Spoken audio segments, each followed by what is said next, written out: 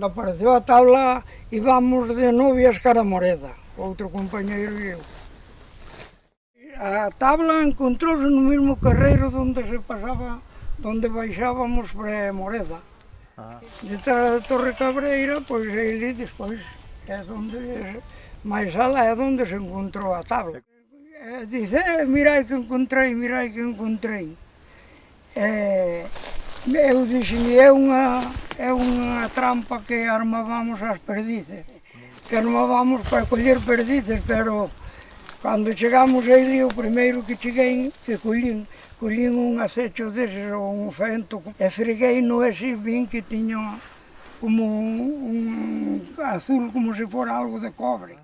E freguei-no con aquilo así, parece que saliu algo de aquilo que se lle quitou, dixen, pero isto ouro non é, está algo de unha aleación de cobre.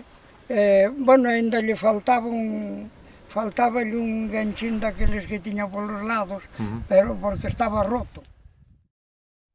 E tuvo aí ainda un dentista que veía aí, que viña a Seoane, pois, que dixo, non, eu non sei quanto lle dá por ela, 1000 pesetas, non sei que.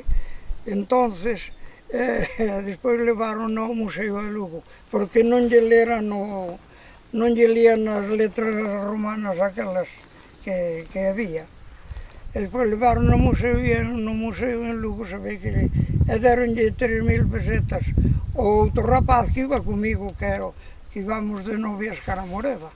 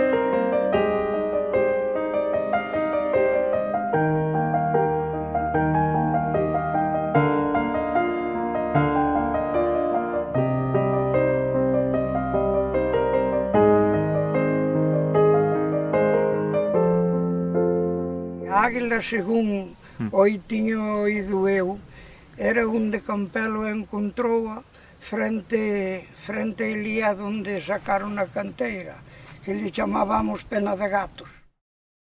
De que apareceu a tabla, despois viñan buscando, por aí andaba xente buscando. Había moita xente, e viñera un de Vigo tamén traballar o castelo. Viñera un de Vigo que levaba trozos de barro, cucharas, encontraba así moitas cousas desas.